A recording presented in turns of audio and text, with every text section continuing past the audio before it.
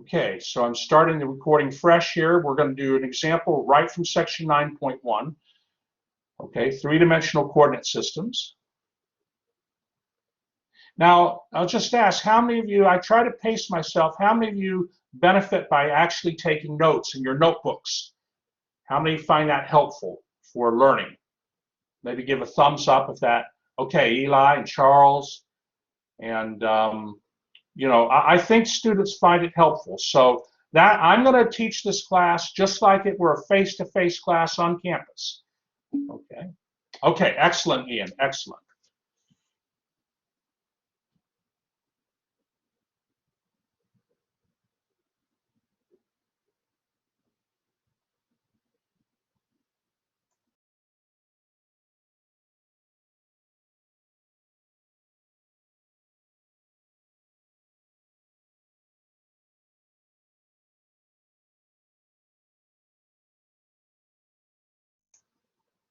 Okay, and I see, Noah, you're in the class here. Excellent, excellent.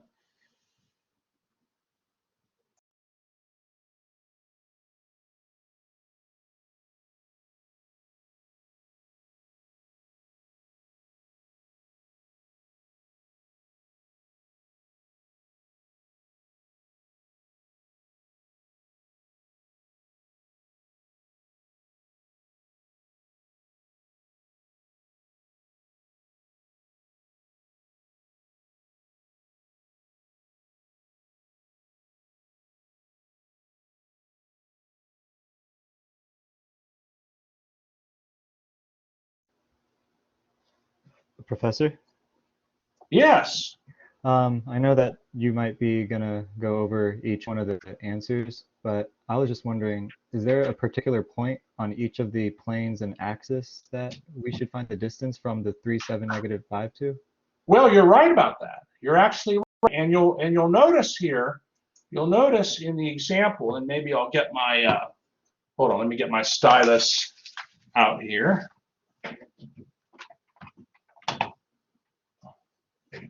So up to now, you're used to coordinates x and y, two-dimensional space.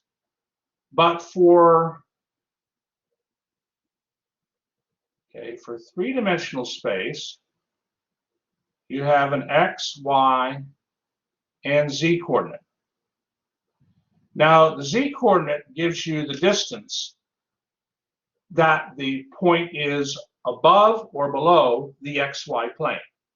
That's why you need the z coordinate, because if for two-dimensional space, you don't have a z coordinate, but for three-dimensional space, points in three-dimensional space, you need a z coordinate. So what we want to do here is we want to figure out the distance to each of these planes here, for the distance for 3, 7, -5 to each of these planes, okay, and each of these axes. And it'll certainly help to draw a little picture of the x, y, z axis. And of course, we have here, how would we draw this? Mario, provisional. Well, we're gonna go over the solution here, and then. But I understand some of you might have answers already. Hold on here. Let me just. It's always hard to. Hold on here.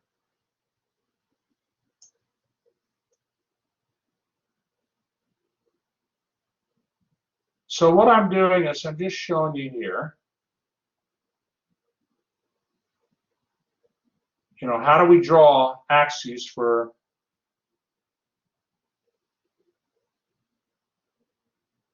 three-dimensional coordinate system? Okay, so you have an x-axis that we draw in this direction, a y-axis drawn in that direction,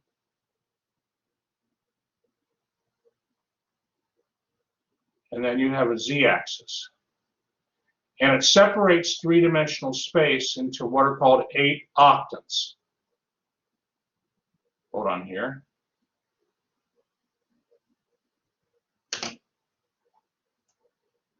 Now I have this drawn on the next page, but I wanna just kind of talk to you a little bit.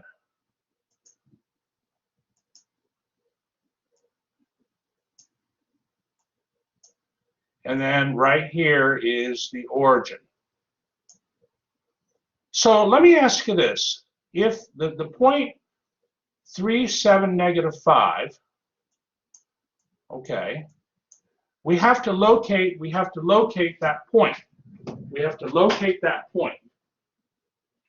So for 3, 7, -5, the first coordinate is a +3. So would we move forward along the x-axis or backwards along the x-axis? What do you think? For the coordinate, if I want to plot the point 3, 7, -5, yeah, we would move forward, and we would move forward 3 units. That's right, Marwan. That's right, Elise. So, you know, I could put a notch here and put, maybe I'll do it in red. Put a notch here, maybe that's 3 units. Okay, so that takes care of the 3.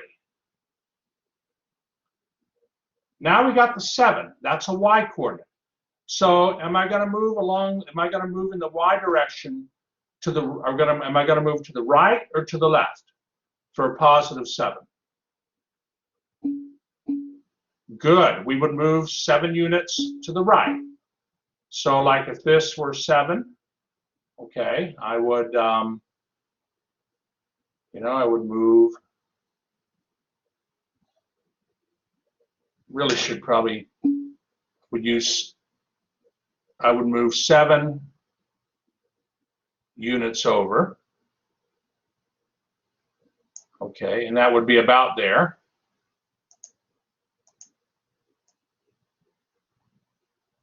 Now, -5, of course, -5 is going to be below. It's going to be below on the z-axis. So you'd have to go down. And so the point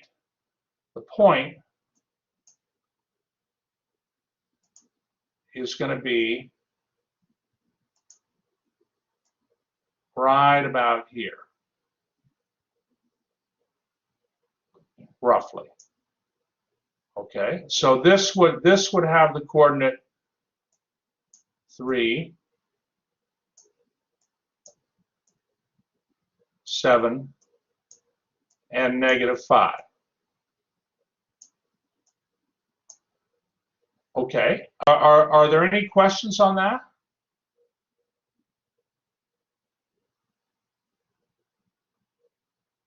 Okay, well, let me ask you this. If I want the distance from this coordinate to the xy plane, what would that distance be? Good. I mean, of course, you know, we have a distance formula we can use. What do you think, Hunru? What do you think the distance would be? The absolute value of -5. That's right. Good. 5 units. 5 units. Okay. Because that point is 5 units below the xy plane. What about the distance from this point 3, 7, -5 to the yz plane? So the yz plane, is a plane formed by the y and z axes. Okay. So think about the y and z axes. Those axes form a 2-dimensional plane. Okay, just like the x and y axes form a 2-dimensional plane. I want to know the distance that 3, 7, -5 is from the yz plane. Now I could use a fancy distance formula, right? I mean, if we were to, you know, like the distance formula between 2 points, okay, x2 minus, it would be the square root of what's inside here, x2 minus x1 squared, y2 minus y1 squared, plus, oh, what do you think do I need now? Since I'm working in 3 dimensions, what's going to go here for a distance formula? Z2 minus Z1. Z2 minus Z1, exactly. Z2 minus Z1. It's a natural extension of the distance formula. But we may not need to use that here, because what do you think the answer is for part B? 3 units. 3 units. Good. Absolutely. Now, please stop me if you have any questions. Let me know if you're uncomfortable. Okay. Please let me know if there's any question you have.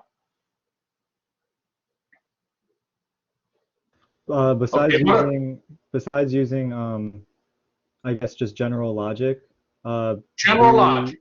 do you think that we'll have to resort to using the distance formula for the XYZ? If you can do like this kind of problem, if you can do it this way, that's fine. You would just have It's to treat, it's actually better, really. you would just treat each x1, y1, and z1 as 0, though, right? Or Well, like for like you know, if we were doing part B, if we wanted to use the distance formula,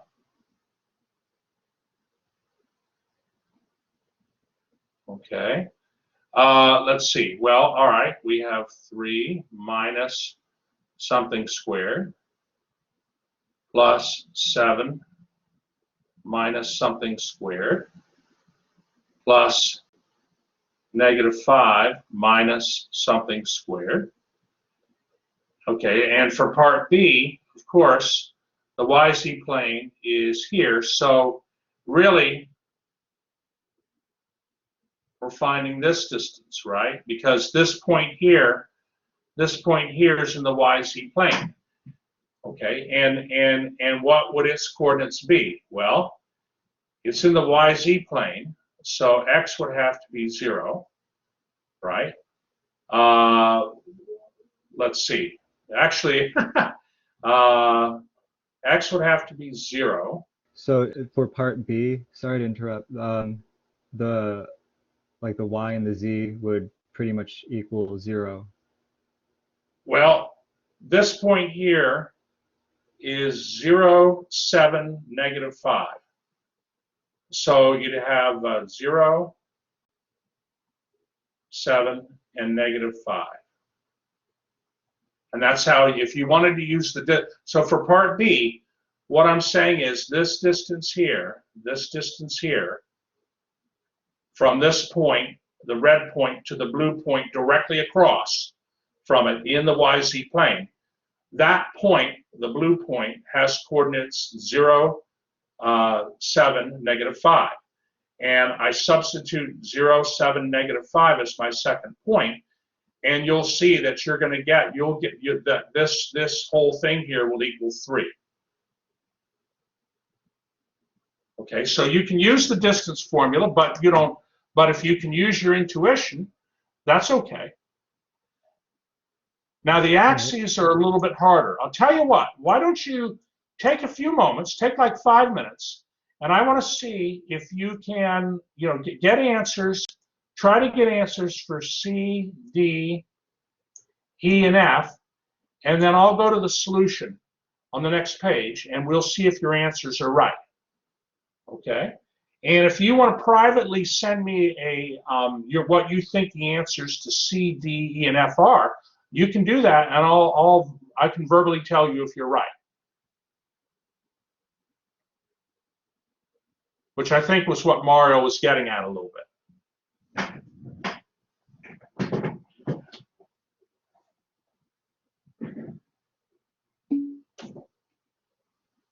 Ian, I think well, oh, that's a good point. Well, yeah, if you click on my name, Paul Everett Duty at the top, the little circle thing there, I think there's an option to send a private message.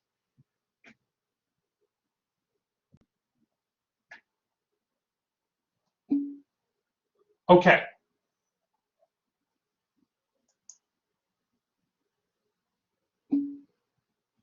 Let me see, Mario, one moment here. Hold on here, one moment.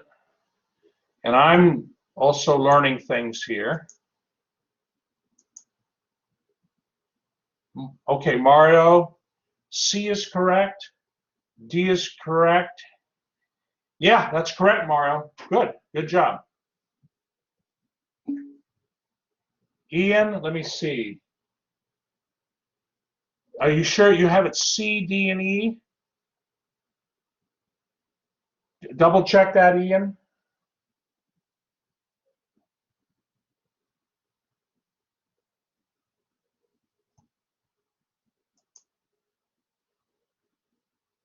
All right, so I'm looking at Ian's there. And you know, I appreciate all answers, and even if they're not right, you're learning. So, Ian, I don't have the same answers as you do for C, D, and E.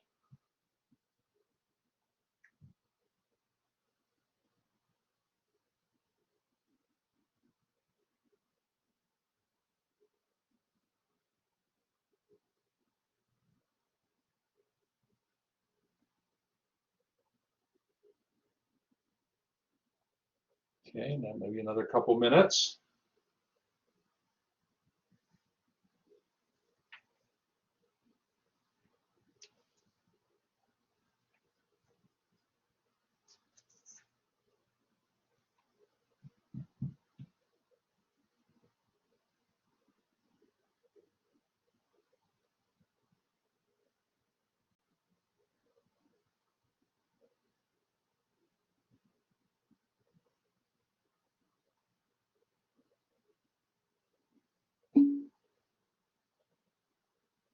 I agree, Ariane, with your answer for D. Yes. Ellie, let me see. Ellie,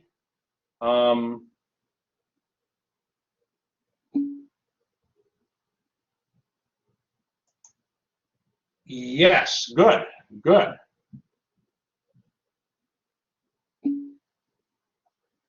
Charles, we need square roots. That I'm actually glad. So Charles gave decimal answers, but WebAssign will not take decimal answers when you can get like it wants the exact answer. So like WebAssign in the homework and on exams, it'll tell you if it wants a decimal approximation. All right, let's take a look here, Charles. That is correct for D, E, and F. Good. So let me go here to the next page.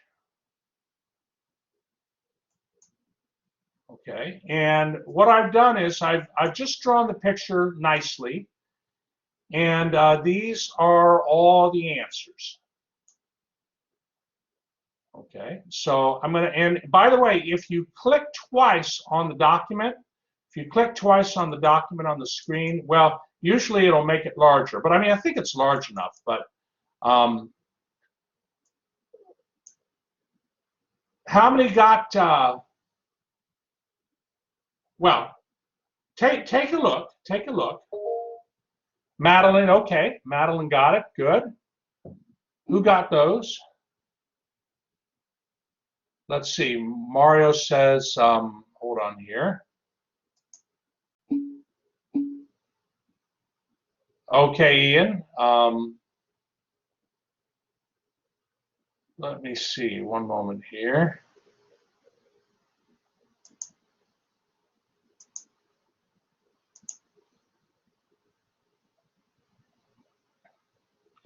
Yeah, Mario, that's a more advanced course, your question there. If you take linear algebra, you'll learn about distance in n dimensions, though. You will, like Math 284, which is a good course. You'll learn more about that kind of thing. But you know, Yeah, I am not aware of that. Let me see here. There was a, hold on. Okay, good, Gordon, good, excellent, excellent. Let's see, Charles says there's view options, which includes, on the right side of the screen, there's view options, which includes zoom control. So I guess Charles is saying that for you students, you should have a thing to be able to zoom.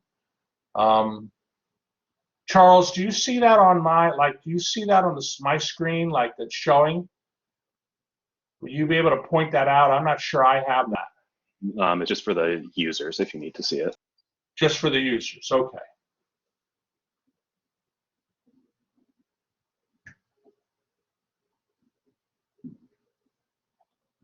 Make it. Is that a little bigger? Does that work?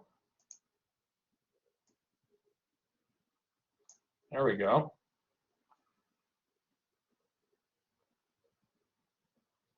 So this one example, again, you know, now like for part D, when you're trying to find the distance between 3, 7, -5 and the x-axis, okay, well, the 3, 7, -5, okay, so the point that's closest to 3, 7, -5 on the x-axis would be 3, 0, 0.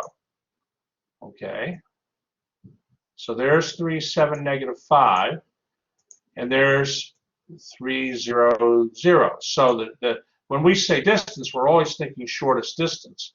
So therefore, then the distance, we would just apply the distance formula, or you could use you could figure out the lengths of, you know, we have a right triangle here, right? We have a right triangle here, so you could figure out the two legs and use Pythagorean theorem to get the distance, which would be the hypotenuse here. How many did it that way? Maybe use like Pythagorean theorem. Okay, Gordon did, okay.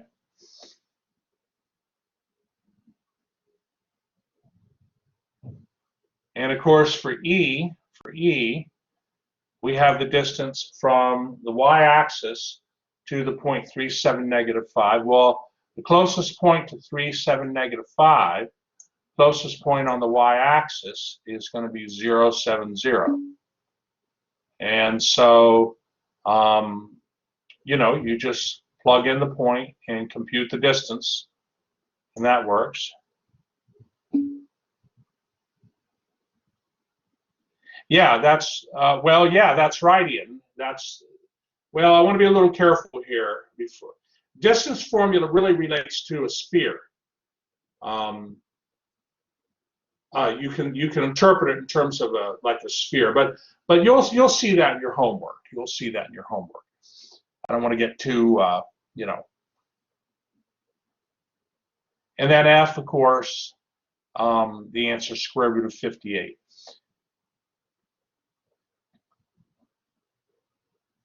Now, what I did to draw this little picture is I used a ruler, right? So, you know, this class, it'll be helpful if you have a protractor or a ruler. How many maybe have it in their desk at home? Might be a little dusty. Been a while since you've pulled it out, maybe in the desk. I don't know. It'll be handy here. Professor? Yes, Gordon. So during like exams, tests, or quizzes, would you prefer us to put our answers in our full answers either in brute form or in decimal form? For stuff like this. If WebAssign doesn't say anything, it wants the exact answer in simplified radical form. Okay. Yeah.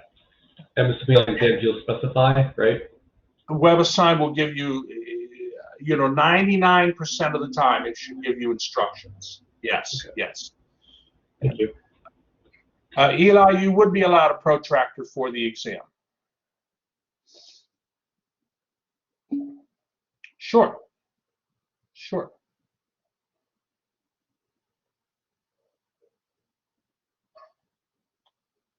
All right, so now if there are no questions, if everybody's comfortable, we'll move to the next example. So like if I were in a classroom, I'd be able to see, okay, everybody is comfortable, everybody has it copied down, I can move to the next problem. But here I have to ask you basically. All right, so may I move to the next example? Are there any other questions?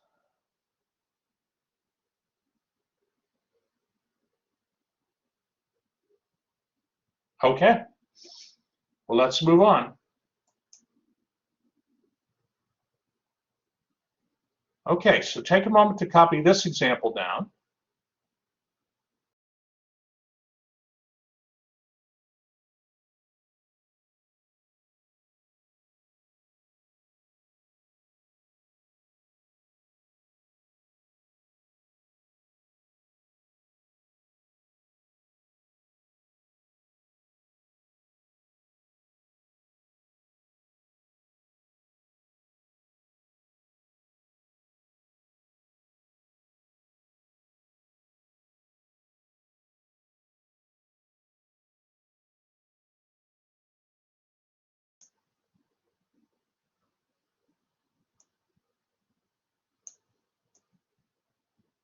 Okay, now of course, when you're dealing in two-dimensional space,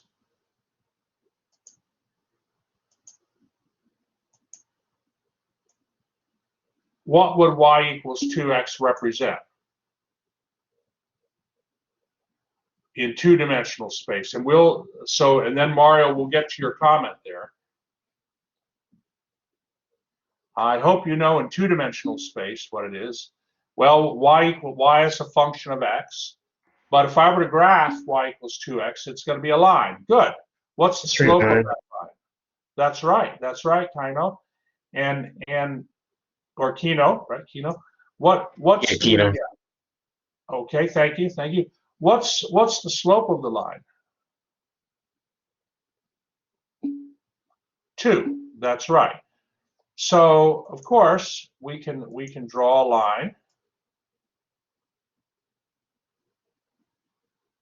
Okay, that has a slope of 2.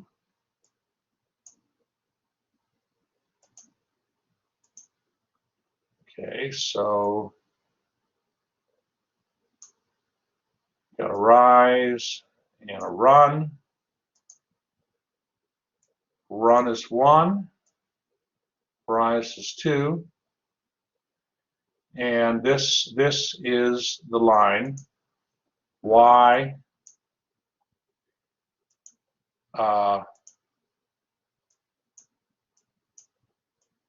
y equals 2x in two-dimensional space.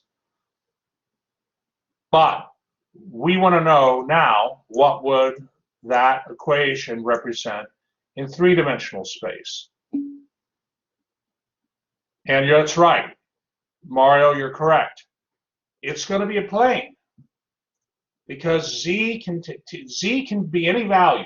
You're not being told anything about z. You can think of y equals 2x, for instance, as y equals 2x plus 0 times z. Okay, so like for instance, okay, 1, 2, 0 satisfies that equation. 1, 2, 3 satisfies that equation. 1, 2, -10 satisfies that equation. So basically z can change. Z can change, and so that means then that whatever this surface is, it has to obey the y equals 2x, but it can then go up and down whatever it wants, because Z can take on any value. And so that's going to represent a plane in space, in three-dimensional space. So in terms of a picture, here's a picture. That's the plane y equals 2x. Now the plane goes on forever. I just drew a portion of the plane, but you'll notice that, you know, the plane, you have to draw it specifically. I mean, the y equals 2x passes through the origin, and it passes through the point 1, 2, 0.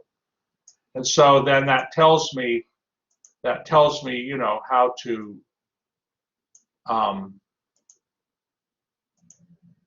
it tells me how to orient the plane. Okay, so I know the plane has that orientation, and so it has to stick with that, you know, but yeah.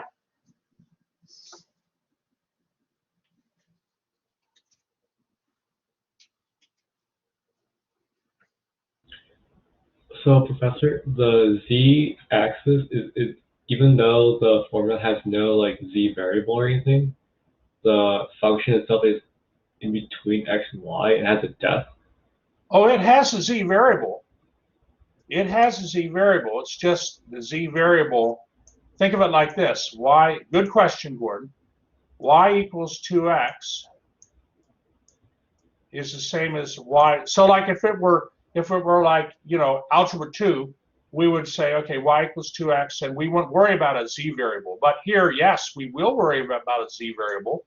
I don't see it, but hey, there it is. Okay. 0 times z. Got it. And so good question. Good question.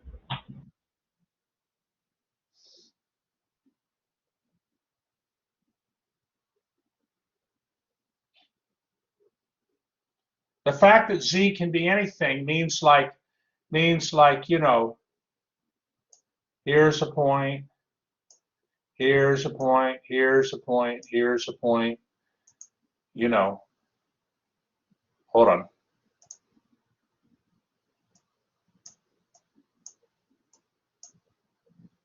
And then, you know, here's a point, here's a point, here's a point. I mean, all the points together collectively will form a plane with that orientation.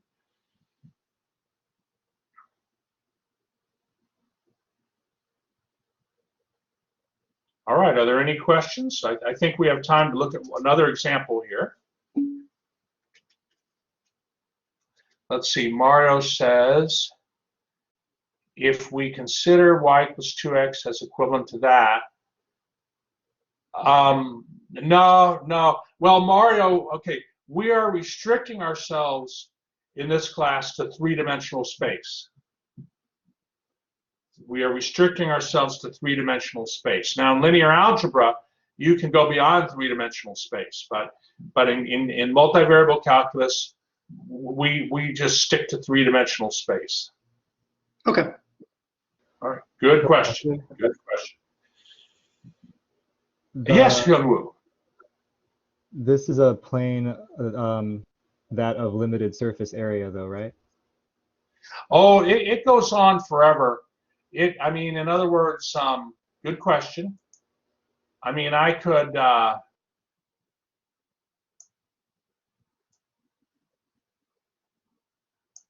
It could go on forever in terms of like, I mean, as z approaches infinity, then. Yeah, it basically it cuts space in half. It cuts space into two parts.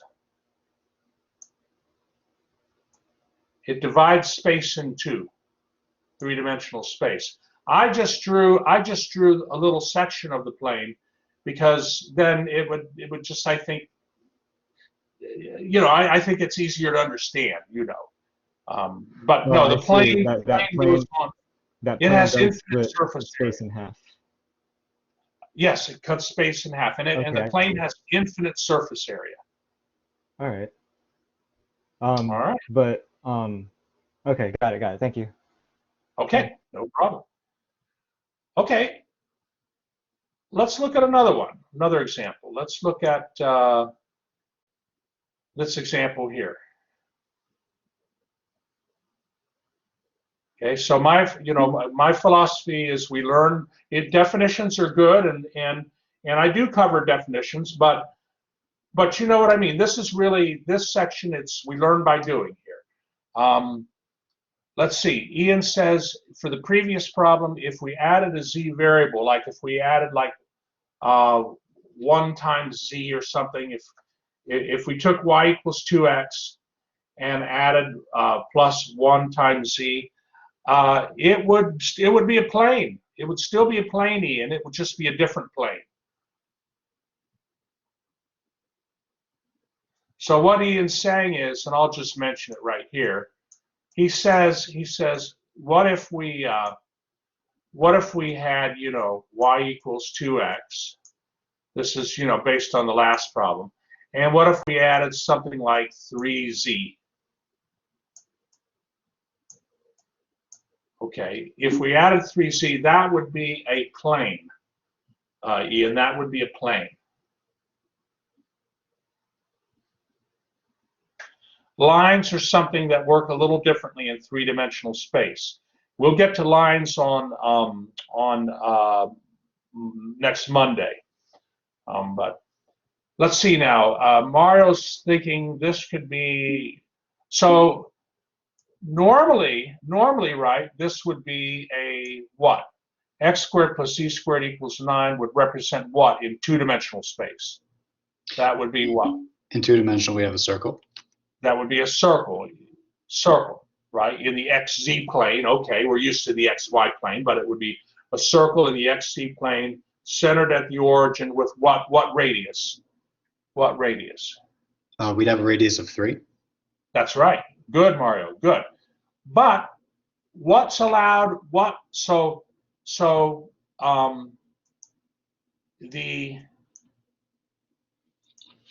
in three-dimensional space, we have to worry about 3 variables. What variable's missing here? The y variable. Yeah, but that was kind of funny I said that because it isn't missing. Oh, here it is. 0 times y. There it is. I see it. Okay. So this circle, if we were to take this circle and move it along, the y-axis, take a circle, move it along the y-axis, circle of radius 3, move it along the y-axis, what's that going to produce?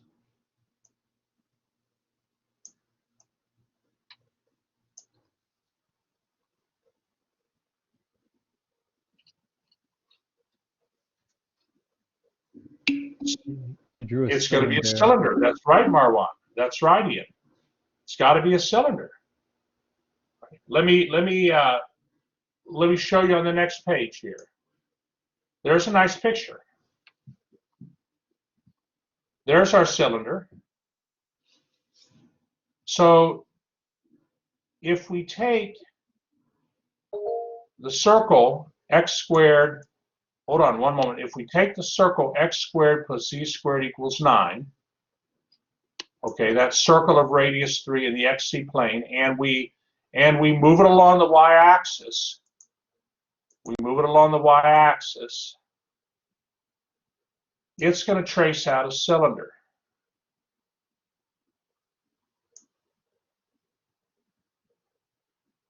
Okay, let me know if you have questions. Why can't the equation x squared plus z squared equals 9, why cannot it be written as x squared plus z squared plus 0 times y squared? Just because everything was squared. Yeah, you could actually. You could do that. You could. Oh, okay. But it would still give you the same result. All right.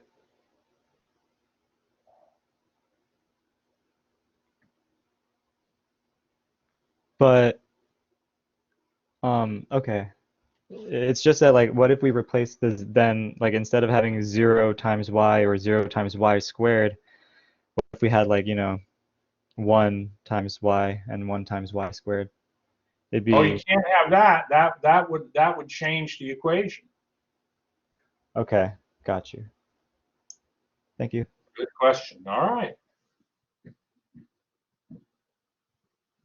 How many find it helpful, using this pen to help illuminate things on the pictures and the notes? Is that helpful for you all? Okay, great, wonderful, wonderful. Okay, excellent.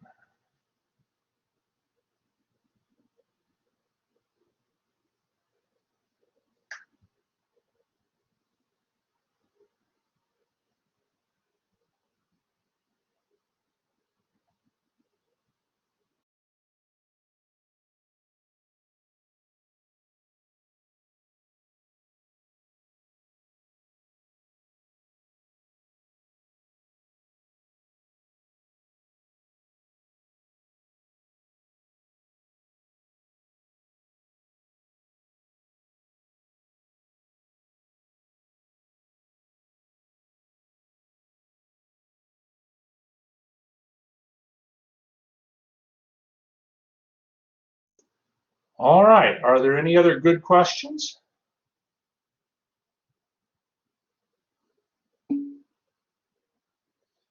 Yeah, so Ian, the standard way to draw an XYZ axis is the way. You want to do it the way that I've done it here, just because that corresponds to how the book does it. The x-axis always comes off like here, it's always this axis is the x-axis. Maybe I'll put it in green. This axis is the x-axis. This axis is the y-axis, and then the z-axis goes up and down. That's how you want to do it. It is easiest too. All right. All right, well, let me go ahead and stop the recording then, if you're comfortable.